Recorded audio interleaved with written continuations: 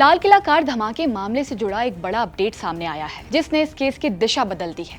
राष्ट्रीय जांच एजेंसी यानी एनआईए ने जिस आरोपी को हाल ही में श्रीनगर से गिरफ्तार किया था, वही जसीर बिलाल वानी अब इस पूरे मामले में जांच एजेंसी के लिए बेहद अहम कड़ी साबित हो रहा है। नमस्कार, मैं साक्षी सिंह और आज सबसे पहले बात करते हैं गिरफ्तारी और आरोपों की। एनआईए के मुताबिक जसीर बिलाल वानी अनंतनाग के काजीगुड़ का रहने वाला है और आत्मघाती हमलावर उमर उन नबी का करीबी साथी है।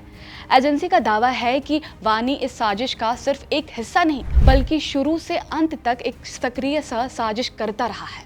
आरोप ये भी है कि वानी आतंकियों के लिए ड्रोन को मॉडिफाई करता था और धमाके से पहले रॉकेट बनाने की कोशिश भी कर चुका था।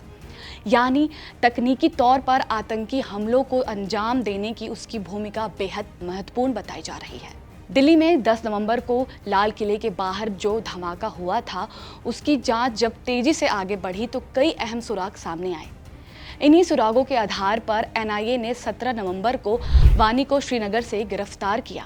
इसके बाद उसे दिल्ली की अदालत में पेश किया गया, जहां एनआईए ने उसकी कस्टडी मांगी। अदालत ने जसीर बिलाल वानी को 10 दिन की एनआईए रिमांड में भेजने का आदेश दिया और अब इस केस में नया मोड़ आया है।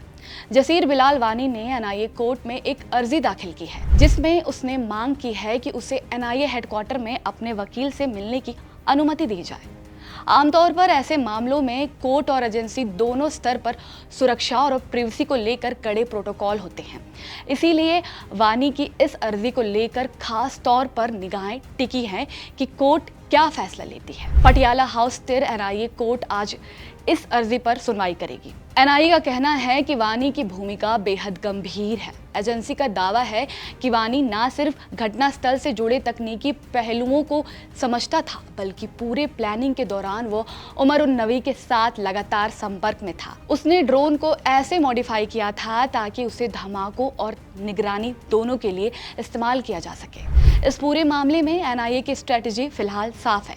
एजेंसी वानी से पूछताछ कर साजिश के हर स्तर को समझना चाहती है, ड्रोन मॉडिफिकेशन से लेकर रॉकेट बनाने की कोशिश तक। ऐसे तकनीकी पहलू इस केस को गंभीर और जटिल दोनों बना देते हैं।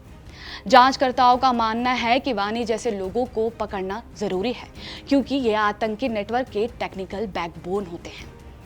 अब आज इस सुनवाई में कोर्ट क्या फैसला देती है और वानी को वकील से मिलने की अनुमति मिलती है या नहीं, इस पर भी पूरे मामले का आगे का रास्ता काफी हद तक निर्भर करता है। फिलहाल के लिए इतना ही।